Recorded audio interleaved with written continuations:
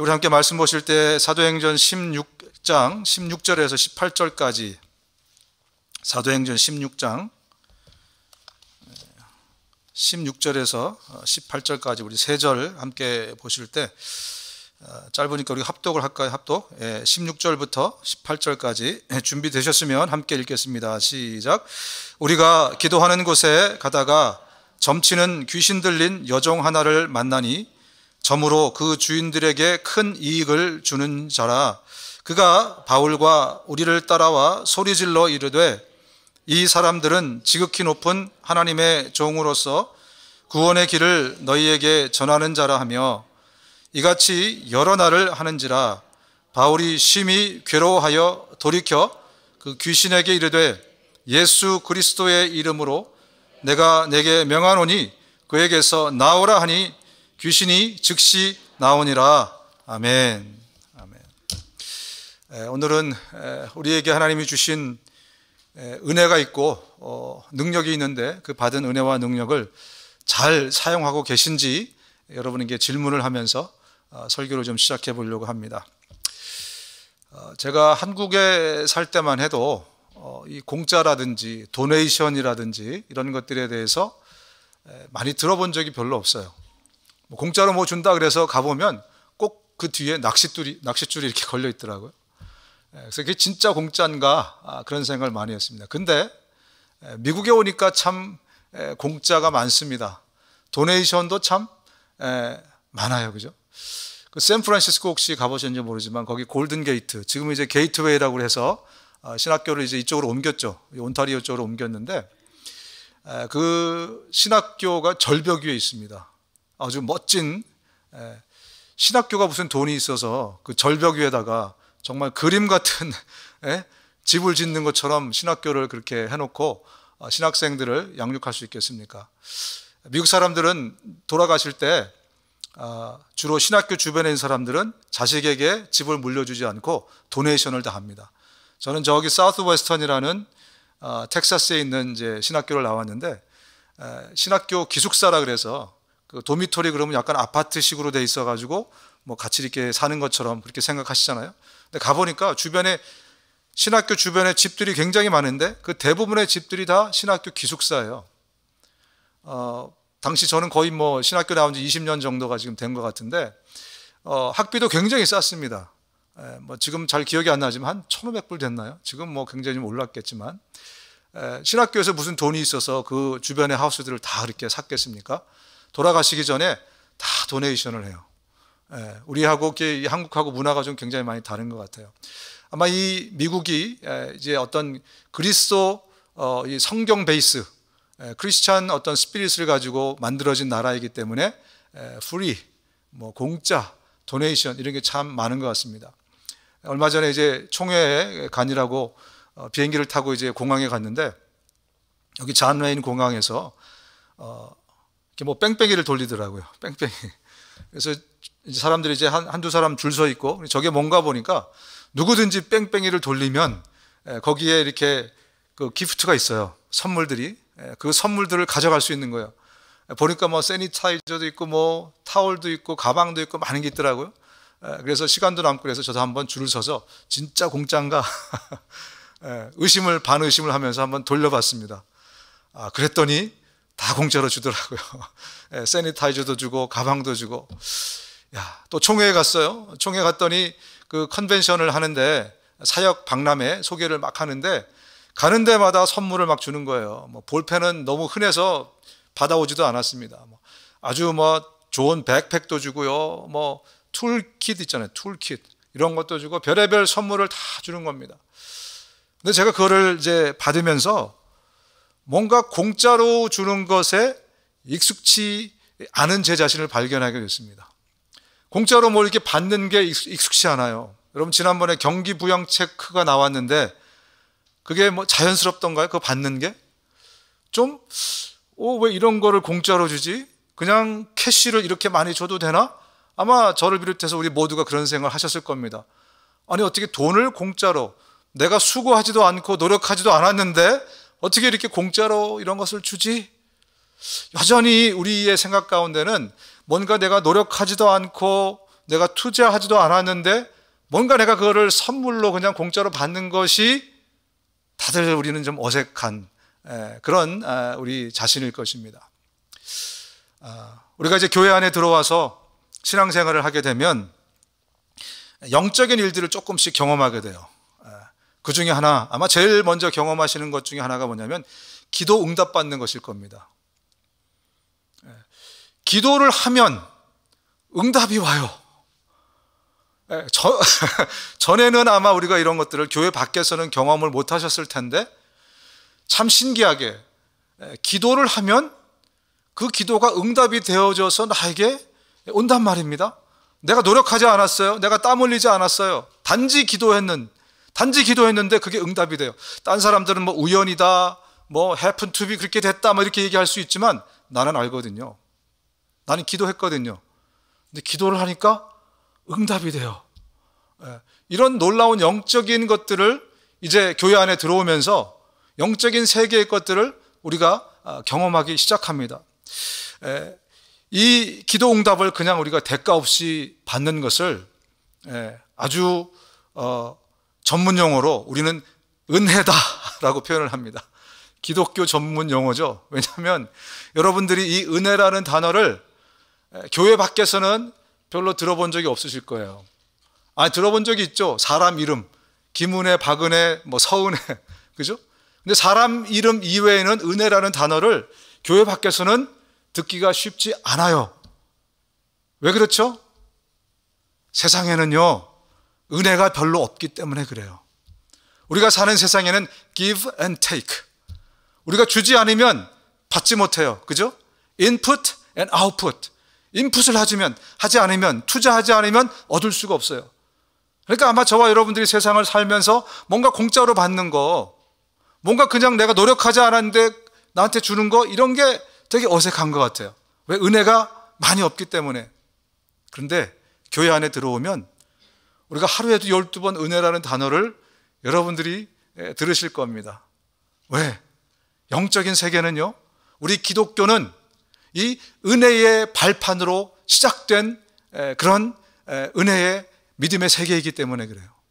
그래서 우리의 신앙과 우리의 믿음은 은혜로부터 시작한 겁니다. 그래서 계속해서 교회에서 아까 지금 우리 예배 시간 시작한 지가 한 3, 40분 됐는데 이 3, 40분 동안 여러분 은혜라는 단어를 굉장히 찬양을 통해서도 그렇고 기도를 통해서도 그렇고 많이 들으셨을 겁니다.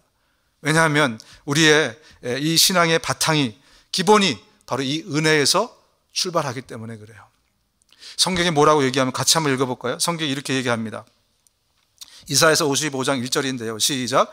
너희 모든 목마른 사람들아 어서 물로 나오너라. 돈이 없는 사람도 오너라. 너희는 와서 사서 먹되 돈도 내지 말고 값도 지불하지 말고 포도주와 젖을 사거라. 벌써 성경에서 우리에게 얘기하기를 뭐라고 말씀하냐면 값이 매겨져 있지 않다는 거예요. 영적인 세계의 것은, 믿음의 세계 안에서의 것은 값이 매겨져 있지 않다는 거예요. 왜? 값이 없이 모든 것이 은혜고 공짜이기 때문에 그래요. 그래서 여러분들이 신앙생활을 이제 막 시작하거나 영적인 세계에 입문을 하셨다면 이 개념을 이해할 필요가 있습니다. 세상에서 전혀 경험해보지 못한 이 은혜라는 개념을 여러분들이 이제는 이해하실 필요가 있습니다. 왜? 영적인 세계 안에, 믿음의 세계 하는 것은 다 은혜로 시작해서 은혜로 끝나기 때문에 그래요.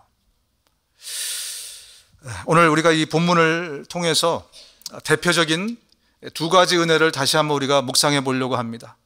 하나님께서 우리에게 공짜로 선물로 주신 이 grace, 이 은혜를 우리가 한번 두 가지 정도를 살펴보면서 그 은혜를 여러분 받으시고 그리고 fully 누리시기를 바랍니다. 우리가 은혜 받는 것이, 공짜로 선물 받는 것이, 공짜로 뭔가를 받는 것이 어색하기 때문에 하나님이 우리에게 주시는 것을 우리가 내가 이거 받아도 되나? 받을 자격이 있는가? 과연 이게 정말 공짜인가? 그런 생각을 하게 되어 있습니다. 그래서 미리 여러분들에게 말씀드립니다. 믿음의 세계에는요, 영적인 세계에서는 모든 것이 은혜이므로 이것을 잘 받고 누릴 줄 아는 우리 모두가 되어야 된다는 것입니다. 첫 번째 하나님께서 우리에게 주신 은혜가 바로 이 구원의 은혜입니다. 구원의 은혜. 예. 본문으로 돌아가서 함께 우리가 다시 본문을 보겠습니다.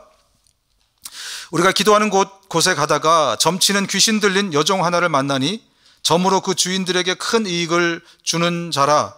그가 바울과 우리를 따라와 소리질러 이르되 이 사람들은 지극히 높은 하나님의 종으로서 구원의 길을 너희에게 전하는 자라. 지금 바울 일행이 지난주에 이어서 두 번째 마게도니아인을 만납니다. 지난주에 만난 마게도니아인이 누구였죠? 다 기억하시겠지만 루디아라는 여인입니다. 그죠? 오늘 두 번째 여인을 만났어요.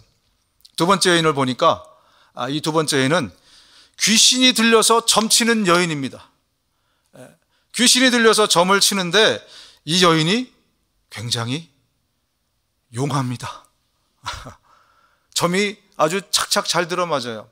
그래서 이 여인에 대해서 오늘 본문이 뭐라고 얘기하냐면 큰 이익을 주는 자다, 이렇게 강조하고 있습니다. 여인이 얼마나 점을 잘 치면, 얼마나 미래를 잘 예언하면 아주 신통방통하게 적중합니다. 그러니까 사람들이 많이 몰리겠죠. 그죠? 장사가 되는 겁니다. 그러니까 큰 유익을 주인들에게 준다라고 또 표현이 되어 있어요. 보통 주인이라고 표현할 텐데 오늘 본문을 자세히 보면 복수로 되어 있습니다. 주인들. 이게 왜 이런가? 아마도 너무 신통방통하게 점을 잘 치니까 여러 사람이 투자를 한 것 같아요. 이 여인을 종으로 사들인 것입니다. 여러 사람이 투자를 해서 종으로 사들여요. 왜? 장사가 잘 되니까. 그죠? 그만큼 이 여인은 지금 아주 신통하게, 쪽집게처럼 아주 용하게 점을 잘 치는 그런 여인이었다는 겁니다. 근데 이 여인이 바울 일행을 보자마자 그 신통방통한 여인이 뭐라고 바울 일행을 사람들한테 막 며칠을 따라다니면서 소개를 하냐면 이렇게 얘기를 합니다. 이 사람들은 지극히 높은 하나님의 종으로서 구원의 길을 너희에게 전하는 자라 하면서 선전을 해주고 다녀요. 여러분, 지금 이 여인은 신통방통한 여인이라고 말씀드렸습니다. 이 신통방통한 여인이 뭔가를 얘기했을 때 이 여인의 이야기를 가장 신뢰할 사람들이 누구겠습니까? 아주 어려운 문제를 냈죠, 제가. 아주 용한 여인이 어떤 얘기를 했을 때 이 여인의 이야기를 가장 신뢰할 만한 사람이 누구겠는가? 제가 볼 땐 투자자들이에요. 그죠? 돈 되니까, 이 여인이 쪽집기처럼 잘 맞으니까 자기의 재산들을 투자해가지고 이 여인 산 거 아니겠어요? 그죠? 그렇다면 그 누구보다도 가장 신뢰를 해야 될 사람들이 바로 이 투자자들, 주인들입니다. 그렇다면 이 신뢰받을 만한 이 여인이 바울 일행에 대해서 얘기했을 때 이 투자자들이 어떻게 됩니까? 저 사람들이 하나님이 보낸 사람들이고 저 사람들이 하는 얘기는 진짜 중요한 복음이다 라는 얘기를 했으면 제일 믿어야 될 사람들도 누구죠? 그 여인의 이야기를 투자자들이잖아요. 그죠? 자기들이 그만큼 신뢰하기 때문에 이 점치는 여인들에게 재산을 투자했는데 이 여인이 이 바울 일행들이 전하는 말 주의 깊게 들으세요. 하나님의 사람들입니다 라고 얘기했으면 남들은 다 의심해도 투자자들만큼은 의심하지 않고 귀를 기울여서 복음을 들어야 될 것입니다. 그런데 본문을 쭉 읽다 보면 내용이 어떻게 됩니까? 이 투자자들이 바울 일행을 고발해버려요. 고발해서 빌립보 감옥에 쳐넣습니다. 도대체 어떻게 된 일인가? 왜 이런 일이 발생했는가? 여러분, 복음은 어렵거나 난해하지 않습니다. 공부 많이 해야 복음을 듣고 이해하고 믿고 그렇게 되는 게 아닙니다. 초등학생들도 어린아이들도 심지어 4살짜리 아이들도 복음을 듣고 그것을 이해하고 믿음으로 그것을 받아들여요. 저도 12살 때 그 일이 제 삶에서 일어났습니다. 복음은 결코 어렵지 않아요. 그런데 복음은요, 아무에게나 들리지 않습니다. 여기에 문제가 있는 거예요. 아무에게나 복음이 들리지 않는다는데 문제가 있는 거예요. 공부 많이 해야 복음이 들리는 것도 아닌데, 복음은 그냥 모든 사람에게 다 오픈되어 있는 것이 아니에요. 하나님의 은혜가 임한 바로 그 사람만이 복음을 들을 수 있다는 것입니다. 복음이 뭡니까? 복음이 뭐예요? 우리는 이 땅에 죄인으로 태어나서 죄 짓고 살아가는데 그 죄 문제를 내 스스로 해결할 수 없어서 하나님의 아들이신 예수 그리스도가 이 땅에 인간의 몸을 입고 오셔서 우리를 대신해서 우리 죄를 용서해 주시고 그 죄값으로 예수님이 대신 십자가에 못 박혀서 대신 죽으셨어요. 그리고 부활하셨습니다. 그것을 믿는 자는 누구든지 천국에 갈 수 있고 이 땅에서부터 하나님의 나라의 삶을, 천국의 삶을 살 수 있다는 것, 이것을 믿는 것이 복음이에요. 여러분, 어렵습니까? 그런데 이 심플하고 간단한 복음을 듣고도 이것이 들리는 사람이 있고 들리지 않는 사람이 있다는 겁니다. 아주 놀라운 일이에요. 왜냐하면 이것은 영적인 일이기 때문에 그래요. 점쟁이들의 이 주인들은요, 그 신통한 점쟁이를 신뢰했기 때문에 신통한 점쟁이가 보증한 바울들의 일행, 그들이 전하는 복음을 틀림없이 듣고 믿었어야만 됐어요. 그렇게 하지 못했다는 거예요. 들리지 않기 때문에. 여러분들이 복음이 들린다는 것은 하나님의 은혜가 여러분의 삶에 이미 임했다는 겁니다. 오늘 제가 하는 얘기가 무슨 얘기인지 여러분들이 알아듣고 있다는 것은 하나님의 은혜가 벌써 여러분의 삶에 임했다는 그러한 증거들입니다. 여러분, 예수님이 이 땅에 와서 처음 복음을 전하실 때요, 사람들은 못 알아들었어요. 누가 알아들은 줄 아세요? 귀신들이 알아들었어요. 귀신들. 성경이 이렇게 말합니다. 그들의 회당에 더러운 귀신 들린 사람이 있어서 소리질러 이르되 나사렛 예수여, 우리가 당신과 무슨 상관이 있나이까? 우리를 멸하러 왔나이까? 나는 당신이 누구인 줄 아노니 하나님의 거룩한 자니이다. 예수님을 알아본 사람은 사람들이 아니에요. 가는 곳곳마다 사람들은 예수님이 누군지 모르고 예수님을 다 배척했어요. 그런데 가는 곳곳마다 귀신들은, 영적인 존재들은 예수님을 알아보고 예수님이 하시는 말씀을 알아듣습니다. 왜 그렇습니까? 복음은 영적이기 때문에 그래요. 복음은 영적인 것이기 때문에 우리가 아무리 공부를 많이 하고 아무리 지식이 많이 있어도 영적인 소리는 하나님의 은혜가 없으면 알아들을 수 없습니다. 성경이 이렇게 말씀하죠. 이 세상은 그 지혜로 하나님을 알지 못하였습니다. 이 세상의 대표적인 지혜가 뭡니까? 인문학, 철학, 그죠? 과학. 그러나 그것을 통해서는 하나님을 알아볼 수가 없는 겁니다. 예수님이 전하신 그 복음의 내용을 이해할 수 없는 거예요. 우리한테는 상아탑이라고 얘기하죠. 최고의 지식이라고 얘기하죠. 그러나 그것으로는 하나님이 누군지를 깨달을 수 없다는 거예요. 참 신기한 일입니다. 왜? 복음은 영적인 것이기 때문에 그래요. 영적인 세계에서는 하나님의 은혜가 없으면 아무것도 안 돼요.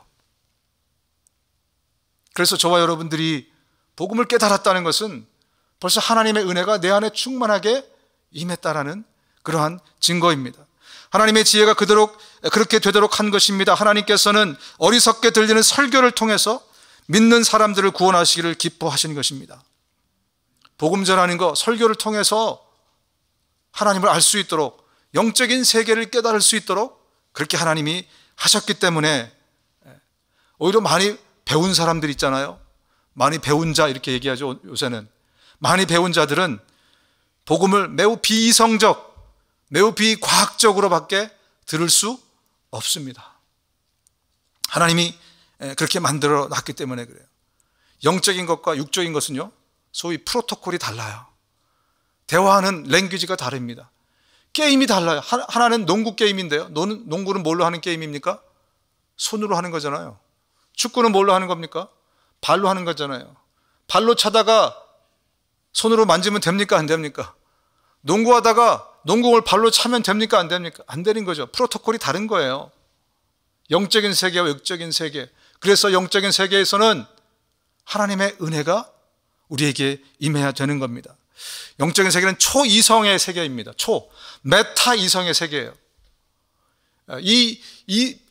비이성이 아니라 초이성적인 그러한 일들이 영적인 세계, 믿음의 세계에서 일어나는 일들입니다. 우리 한국에서 최고의 지성 그러면 그 중에 한 분 중에 그 전 문화부 장관이었던 이어령 장관을 여러분 기억하실 겁니다. 뭐 누구나 손꼽는 한국을 대표하는 지성인으로 알려져 있습니다. 이분이 평생을 살면서 하나님을 부정했어요. 예수를 부정했어요. 그러다가 딸 때문에 딸의 죽음 앞에서 예수님을 만나게 됩니다. 그러면서 책을 하나 썼죠. 지성에서 영성으로. 그러나 아마 일반 성도들보다 예수를 안 믿는 상태에서 지성인이었기 때문에 성경을 많이 봤다고 그래요. 뭐 불교 경전도 많이 봤겠지만 성경도 이미 많이 본 사람입니다. 그러나 그가 갖고 있었던 최고의 지성으로도 복음을 이해할 수 없었어요. 복음은 영적인 것이기 때문에 그래요. 복음의 핵심은 구원의 은혜거든요. 그것을 그런 지성으로 담을 수 없었던 것입니다. 그렇습니다. 복음의 핵심인 구원의 은혜는 공부를 가지고 세상의 이 뛰어난 인문학의 지식을 가지고 이해할 수 있는 개념이 아닙니다. 메타 이성의 개념이기 때문에 그래요. 초이성적인 것이기 때문에 그래요. 그래서 하나님의 은혜가 필요한 것입니다. 제프리 리오넬 디머라는 사람이 있습니다.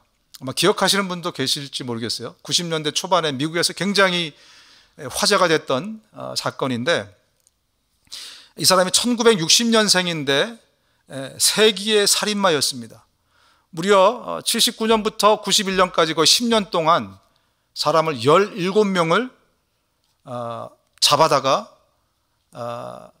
죽이고 뭐 강간을 하고, 그러고 나서 토막 살인을 내서 냉장고에 넣고 인육을 먹었던 사람이에요. 10년 동안. 그 당시에 뭐 뒤집어졌었죠. 그래서 밀워키의 식인종이다, 이런 별명까지 그가 가지고 있습니다. 사람을 유인해 갖고 자기 집으로 데려가서 음료수에다 마취제를 타요. 영화에서나 있을 법한 얘기죠. 그래서 사람이 이제 정신을 잃으면 손발을 묶고 그다음 뭐 드릴로 머리를 뚫든지 뭐 별의별 고통을 다 주고 죽이고, 그다음에 그 인육을 먹으면서 살았던, 겉은 사람이지만 사람이 아니었던 사람이었습니다. 근데 그가 꼬리가 잡혀서 91년에 이제 잡히게 되죠. 그래서 3년의 감옥 생활을 하게 되는데, 3년의 감옥 생활을 할 때 3년이 되자마자 그가 망치에 맞아가지고, 쇠뭉치에 맞아가지고 죽습니다. 그랬더니 언론에서 의견들이 두 가지로 갈렸어요. 잘 죽었다. 저런 인간은 빨리 죽어야 돼. 이 세상에 필요 없는 인간이야. 잘 죽었다. 근데 다른 한편에서의 사람들은 또 어떻게 얘기를 했냐면, 이왕 죽이려면 고생하다 죽여야지. 저렇게 빨리 가는 건 말이 안 된다. 아마 대부분의 사람들이 그때 그런 의견을 냈다고 그래요. 자기 죗값을 치르다가 죽어, 저렇게 3년 안에 저렇게 그냥 훌렁 가버린 건 아니다. 이럴 정도로 많은 사람들이 그 사람의 죽음에 대해서 이러쿵저러쿵 얘기를 했었습니다. 그런데 문제는요, 이 다모가 그 3년 동안 그 감옥 안에서 예수를 믿고 침례를 받고 구원받고 새 사람이 됐다는 겁니다. 그가 받은 센텐스가 937년이에요. 미로키에 사형제도가 없어가지고 센텐스를 이제 내렸는데 1000년 가까이 센텐스를 줬습니다. 근데 그 사람이 이렇게 얘기를 했다 그래요. 센텐스를 받고 나서 최후 진술에서, 내가 얼마나 많은 사람들에게 해악을 끼쳐왔는지를 알고 있습니다. 어떤 정상 참작도 요구하지 않겠습니다. 하나님께 감사하게도 이제부터는 앞으로 내가 다른 사람들을 해치지 못하게 됐습니다. 오직 주 예수 그리스도만이 내가 범한 죄로부터 나를 구원해 주실 수 있다고 나는 믿고 있습니다. 믿음의 고백을 한 거예요. 그리고 이 사람을 전도한 목사님이 TV에 나와서 이 사람에 대해서 막 소개하고, 이 사람이 구원받았습니다. 내가 또 감옥의 그 목욕탕, 욕조에서 내가 뭐 침례도 줬습니다. 이러고 막 간증이 끝났습니다. 그러고 나서 아나운서가 이렇게 얘기를 했다고 합니다. 여러분, 오늘 TV를 본 사람들 마음이 불편하시죠? 이런 사람도 구원받을 수 있는가? 이런 사람에게도 하나님의 구원의 은혜가 임할 수 있는가? 저를 비롯해서 여러분 마음이 다 불편했을 것입니다. 이런 코멘트를 했습니다. 여러분, 이 사람의 이야기를 듣고도 사실 저도 여러분도 마음이 좀 불편하실 겁니다. 이런 사람을 천국에서 만나야 돼? 혹시 내 친구나 가족 중에 한 사람이 그 17명에 끼어 있다고 생각해 보십시오. 아무 죄 지은 것도 없어요. 아주 친절한 사람이 친절하게 얘기해서 따라갔더니 뭐 좀 도와달라 그래서 더워서 음료수 하나 줬는데 그 하나 마신 죄밖에 없어요. 그런데 손발이 꽁꽁 묶이고 갖은 고문을 당하고 그리고 죽고 인육을 먹고, 이건 정말 인간이 할 수 없는 그런 일이잖아요. 그거를 17명이나 했다는 거, 7명도 아니고. 이런 인간도 구원받을 수 있는가? 이 문제를 생각하면 우리가 참 마음이 불편해집니다.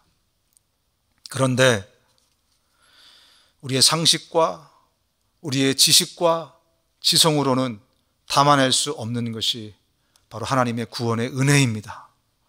하나님의 구원의 은혜는 no matter what, no matter who you are, 여러분이 누구든지 간에 얼마나 새까만 죄를 짓고 얼마나 나쁜 짓을 했고 얼마나 악한 인간이고 흉악범이든지 간에 하나님의 구원의 은혜는 공짜로 그에게 베풀어질 수 있다는 것입니다.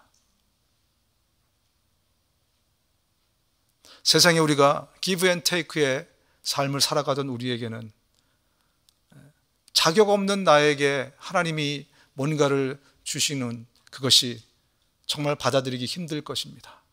특별히 그런 정말 새까만 흉악범에게 그런 하나님의 은혜가 똑같이 임한다는 거 이해할 수 없을 것입니다. 그런데 성경은 하나님은 사랑이시기에 하나님의 사랑은 우리 인간의 지성으로 담아낼 수 없다고 말씀하고 있습니다. 바로 그 은혜를 저와 여러분들이 받은 것입니다. 하나님 앞에 용서받을 만한 조건이나 자격이라는 것은 없습니다. 하나님의 무한한 사랑 때문에 그분이 우리에게 구원의 은혜를 베푸신 것입니다. 우리 모두가 구원의 이 은혜를 마음껏 받고 마음껏 누릴 수 있는 우리 모두가 됐으면 좋겠습니다. 여러분, 복음이 들리십니까? 설교가 들리십니까? 하나님의 은혜가 임한 증거입니다. 하나님의 은혜가 임했기에 하나님의 말씀이 들리는 것입니다. 혹시 하나님의 이 말씀이, 설교가 안 들리기 시작하셨습니까? 여러분의 영적인 감각이 무디어져 가고 있는 것입니다. 하나님이 깨어놓으신 여러분의 하나님의 은혜로 깨어놓으신 그 은혜의 감각이 점점 무디어져 가고 있는 것입니다. 그래서 성경은 말씀합니다. 깨어라, 일어나라. 이미 하나님의 은혜를 받은 여러분들은 그 부분을 깊이 생각하셔야 됩니다.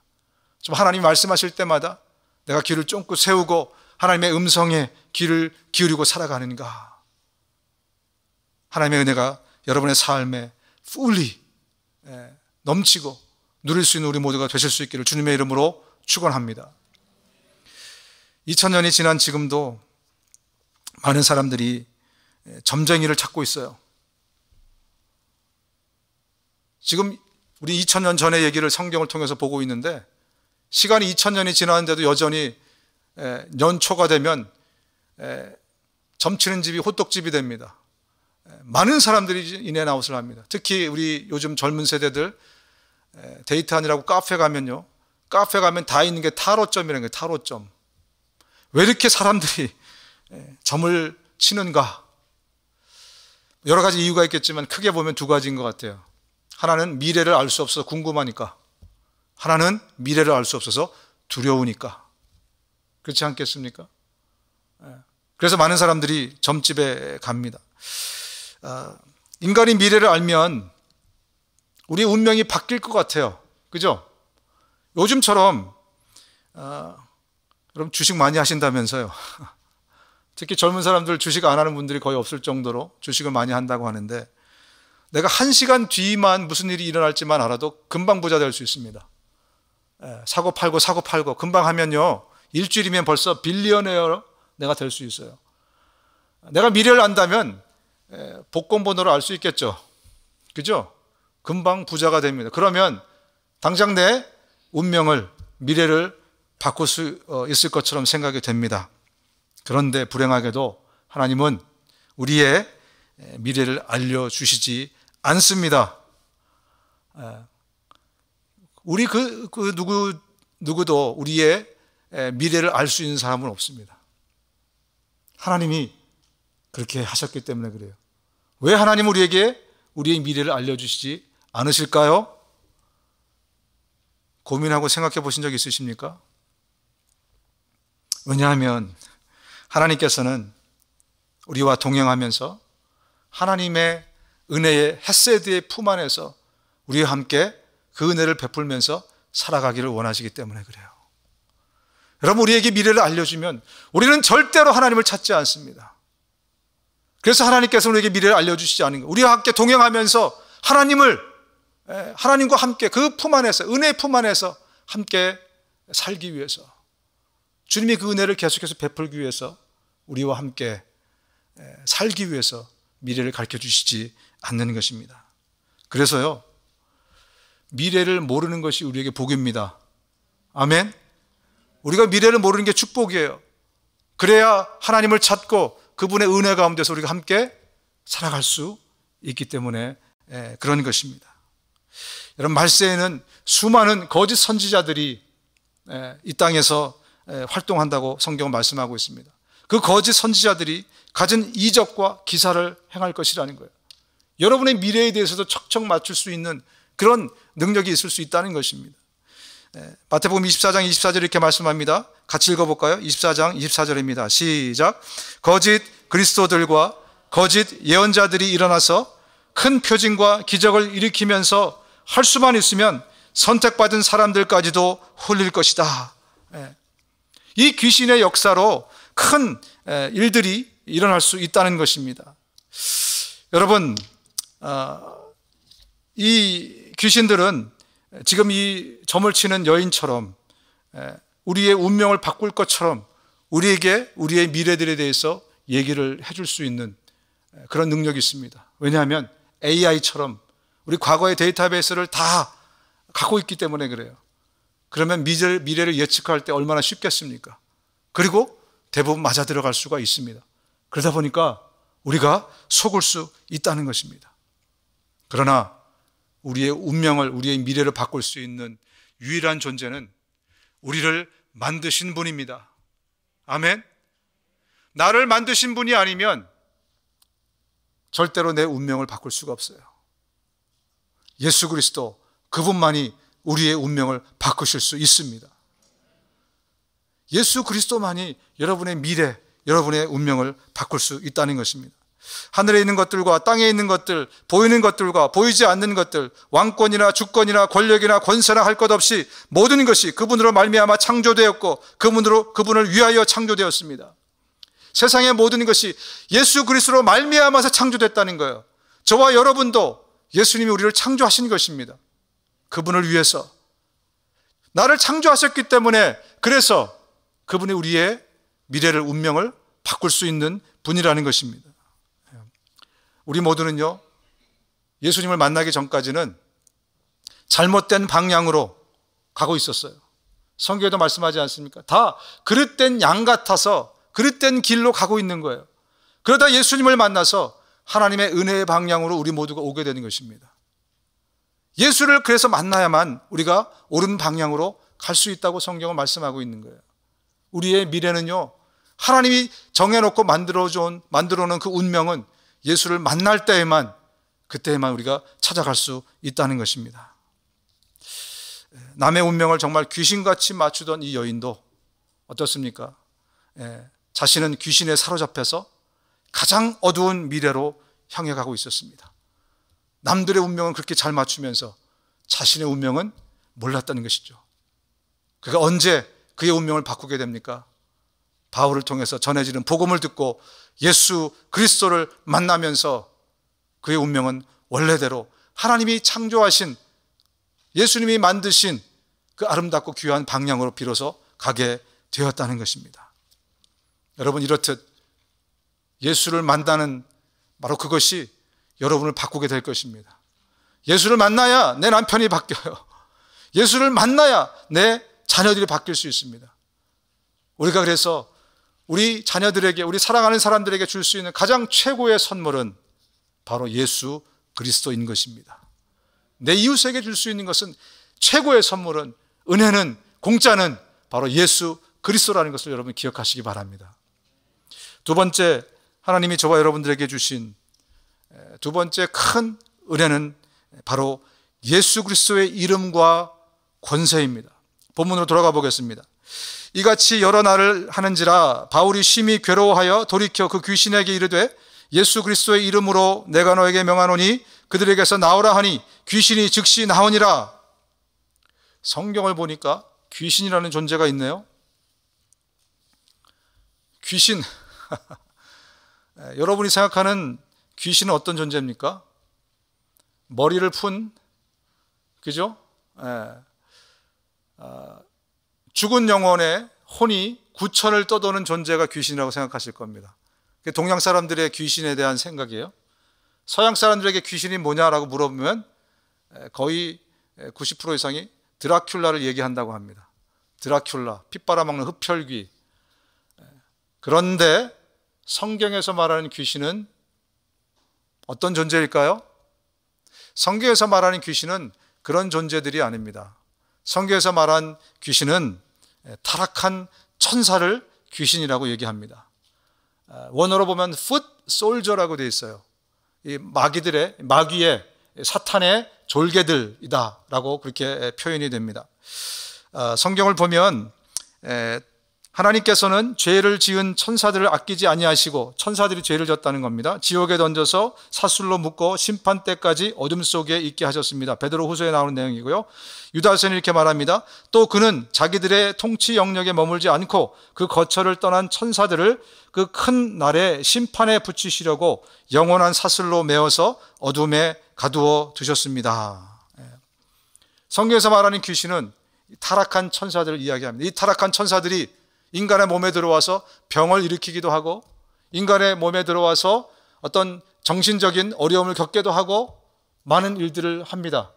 그래서 성경에 보면 예수님이 이 땅에 오셔서 하셨던 큰 사역 중에 하나가 치유 사역이었는데, 그 치유 사역을 할 때 어떻게 하십니까? 때로 귀신을 쫓아냈어요.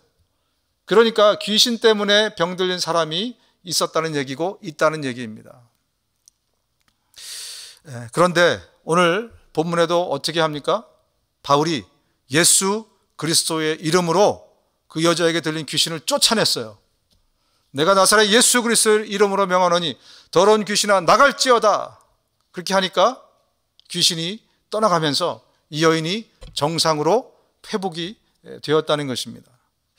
예수님은 저와 여러분들에게 예수님의 이름을 주셨어요. 너희가 내 이름으로 무엇을 구하든지 내가 행하리니 이는 아버지로 하여금 아들로 말미암아 영광을 받으시게 하려 함이라. 예수님이 우리에게 이름을 주셨다는 거예요. 여러분, 이름을 주셨다는 게 무슨 얘기입니까? 이름을 주셨다는 것은 우리에게 예수님이 가지신 권세와 능력을 빌려주셨다는 얘기예요.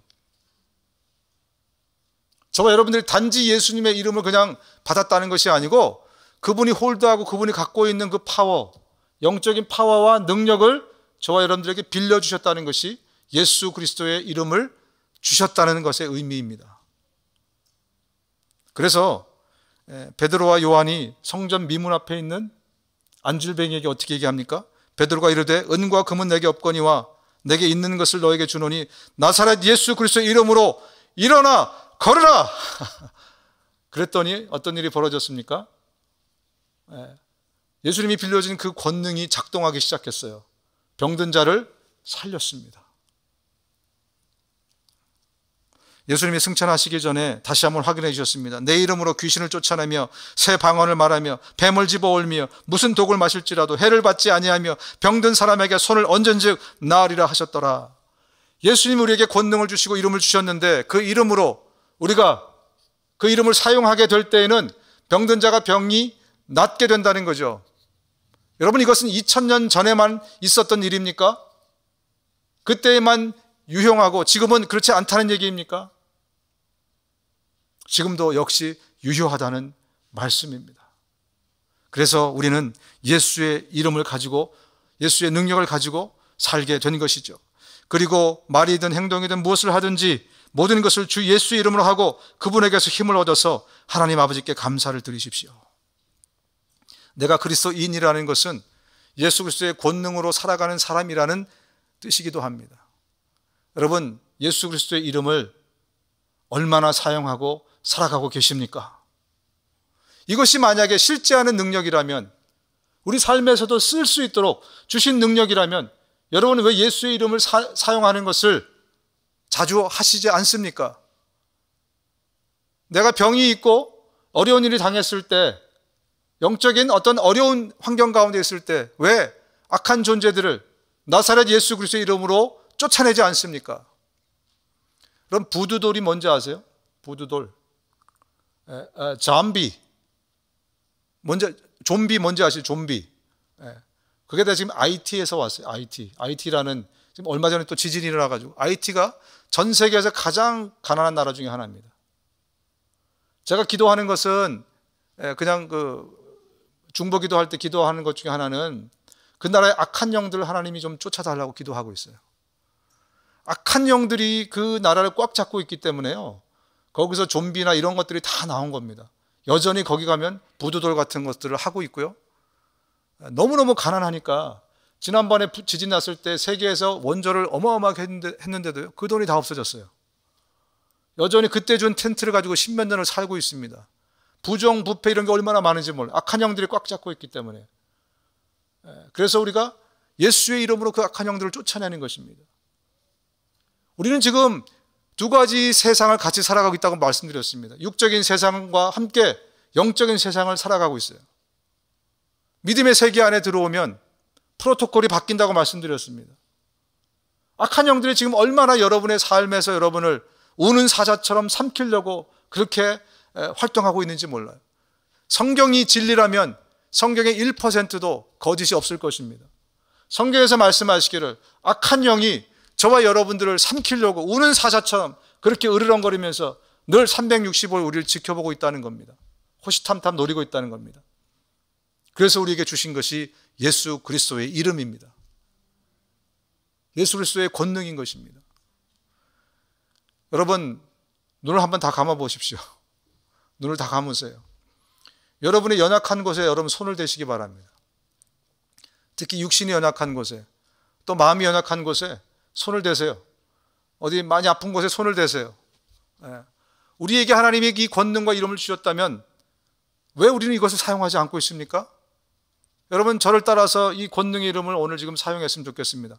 마중물처럼 오늘 사용하시고요, 오늘부터 여러분들이 이 권능의 이름을 사용하십시오. 예수 그리스도가 가는 곳곳마다 예수 그리스도 이름으로, 그분의 제자들이 가는 곳곳마다 그분의 이름으로 권능을 행했다면 저와 여러분은 왜 이것을 남의 이야기처럼 들으십니까? 우리의 삶에서 그 은혜를 누리시기 바랍니다.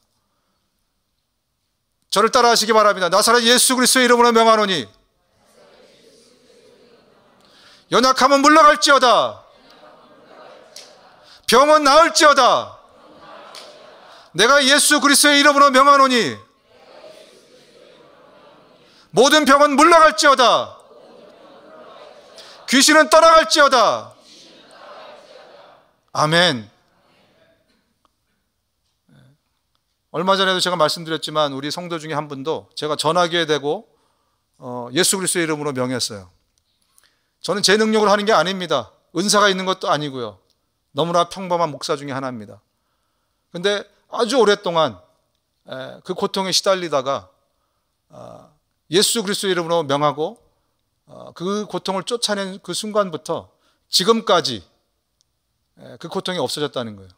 저는 처음에 들을 때 약이 떨어져서 그 기간 동안만 아프지 않아서 정말 신기합니다, 목사님. 그런 얘기를 저한테 하신 줄 알았어요. 나중에 들어보니까 그때부터 지금까지 몇 년 동안 아주 정말 이 과학으로도 이 의학의 힘으로도 고칠 수 없는 그 아픔이었는데 예수 그리스도의 이름으로 명하자 그게 지금까지 신기하게도 고통이 없어졌다는 겁니다. 하나님 우리에게 주신 실제한 이 영적인 능력을 쓰시면서 살아가시기 바랍니다. 오늘 우리에게 주신 큰 두 가지 정말 공짜, 익숙하지 않은 공짜인데 영적인 세계에서는 모든 것의 원리가 되는 그 은혜, 구원의 은혜, 예수 그리스도의 이름의 그 권능의 은혜, 우리가 풀리 누릴 수 있기를 주님의 이름으로 축원드립니다. 눈을 감으시겠습니다. 함께 저를 따라서 고백하면서 기도하겠습니다. 예수님, 내가 죄인으로 태어나 죄 짓고 살아가는 죄인인 것을 고백합니다. 나의 죄를 용서하여 주옵소서. 예수님이 내 죄를 대신해서 십자가에 죽으시고 부활하셔서 감사합니다. 내가 이제 예수님을 내 구세주요 인생의 주인으로 모시기 원합니다. 나를 불쌍히 여기셔서 내 마음에 들어오시옵소서. 이제 나를 다스려 주시고 하나님의 나라로 나를 인도해 주십시오. 예수님의 이름으로 기도합니다. 아멘. 우리 중에 그 누구도 이 구원에서, 이 구원의 열차에서 탈락하는 영혼이 없기를, 이 구원의 품 안에서 떨어져 나가는 영혼이 없기를 간절히 기원합니다. 같이 신앙생활 하는데 단 한 명도 잃어버린 영혼이 없도록 하나님께서 여러분에게 은혜를 베푸실 때 마음의 문을 여시고 주님을 받아들이시고 만나십시오. 우리의 운명이 바뀔 것입니다. 아니, 원래의 운명대로 우리가 찾아가서 선하고 복되고 아름다운 그 길을 가게 될 것입니다. 하나님의 은혜의 품 안에서 더 많은 영혼들이 또 들어올 수 있도록 여러분 주변에 있는 많은 사람들에게 이 놀라운 복음을 전해 주십시오. 그들에게 하나님 정말 그들의 마음의 문을 열어주시고 하나님 아버지 은혜를 베푸셔서 그들이 복음이 들리게 하여 주옵소서. 내가 전하는 복음이 들리게 하여 주옵소서. 내가 예수 그리스도의 이름을 사용하겠습니다. 하나님 아버지, 내가 세상에 과학의 힘도 빌리지만 하나님 그 이전에 먼저 예수 그리스도의 이름을 사용하겠습니다. 내 입술에서 늘 예수의 이름이, 내 예수의 이름들이 나올 수 있도록 하나님 은혜를 더하여 주옵소서. 함께 다 같이 통성으로 기도하겠습니다. 하나님 아버지 감사합니다. 아버지여, 정말 우리에게 귀한 주의 영적 은혜를 주셔서 감사합니다. 아버지 하나님, 아버지 하나님, 정말 우리 모두가 주님의 그 이 놀라운 구원의 은혜를 누리게 하여 주옵소서. 하나님, 우리 모두가 이 구원의 은혜를 누리고 마음껏 정말 살게 하여 주옵소서. 하나님 도우소서, 인도하여 주소서. 하나님 복 주소서. 하나님 아버지, 우리 모두가 하나님 주신 이 놀라운 구원의 은혜를 정말 받아들이고 살게 하시고 예수 그리스도의 권능을 사용하게 하여 주옵소서. 하나님 아버지여, 정말 우리 안에 있는 이 정말 악한 생각들을 쫓아내게 하시고 혹시 악한 영들의 정말 이 일들이 있다면 예수 그리스도의 이름으로 명해서 그 모든 것들을 정말 물리칠 수 있도록 도와주옵소서. 하나님의 이 권능의 능력으로 살기 원하오니 도우시고 인도하시고 역사하여 주옵소서. 우리에게 주의 생명을 채워주옵소서. 하나님 도와주옵소서. 한 번 더 기도하실 때 하나님 전도의 문을 열어주셔서 복음이 들리게 하여 주옵소서. 내가 기도하는 영혼들에게 힘을 주시고 은혜를 주옵소서. 기도하겠습니다. 아버지 하나님이여, 우리가 전도하는 영혼들에게, 복음을 전하는 영혼들에게 아버지여 정말 은혜를 베풀어 주소서. 그들의 삶에 하나님의 은혜를 주소서. 그들에게 복음이 들리게 하여 주옵소서. 하나님의 은혜가 임해서 그들이 마음의 문을 열게 하여 주옵소서. 주여 축복하시고 도와주옵소서. 우리에게 보내주신 그 영혼들에게 주님, 그들이 주님 만날 수 있도록 하나님 함께 해주시고 하나님 도와주옵소서. 아버지 도와주시옵소서. 아버지 인도하여 주시옵소서. 예수님의 이름으로 기도합니다. 아멘.